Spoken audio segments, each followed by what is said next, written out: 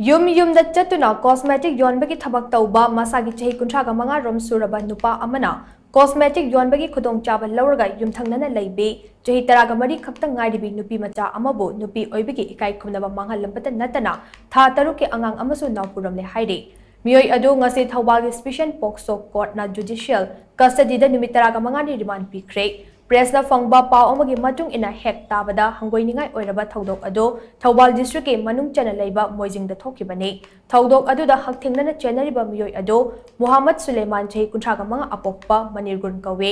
Thawbal moijing da gini hairi thaudok adu da chenariba Muhammad Suleiman ngase Thawbal special court pokso da puthoklaba matung judicial custody da remand pikhe Miyoi adu haukiba tang taraga tarukta Thawbal district women police ke team amana faraba matung numit taret ni police custody da remand lauthaduna lakibane ngasi asi remand gi matam loibagi iroinana amuk hana special court pokso da puthorakibane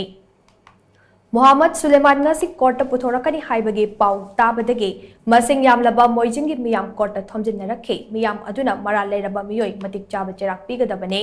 piklibi Nupimacha singi punsi kanbiu haiba kholau kaya su laukhe Khongjang aduda saruk yakhiba Nupimacha adugi leikaigi makhura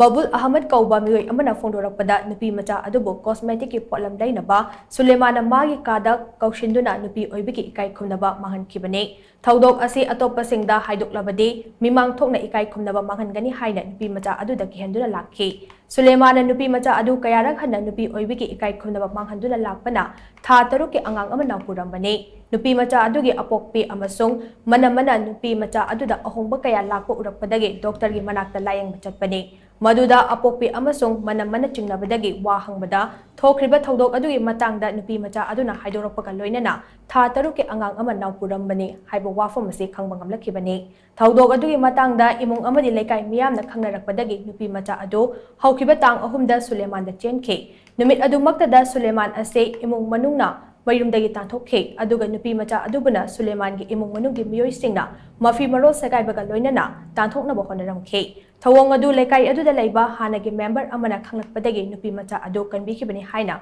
Babul Ahmad na makatala phongdokhe Miyam da laukthoktabida ai tha amakhaktanggi matam pibiyu aina khomkolaga haijaribasini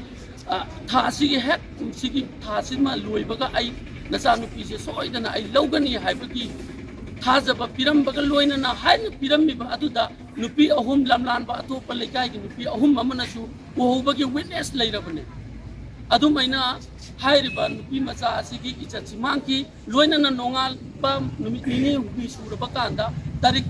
ahumda Nupimacha asi mahakna chienki aduga imuk manungi miyoi singna Nupimacha asi lauba yaro yaidina nupa adu mayumdagi tanthokraga magi mama mapa amadi machan nupi ga manau nupi ga makhoi ahum mari asina yamna thina phubi chaibi amadi mafi maron magna leliba phuri adu sekairaga miyam mamangda ijat lawga loinana yamna tathina phubadagi laikai adu da laiba ex member amana mahak kanki amasu maki ex member ki mayum da Nupimacha asi phuki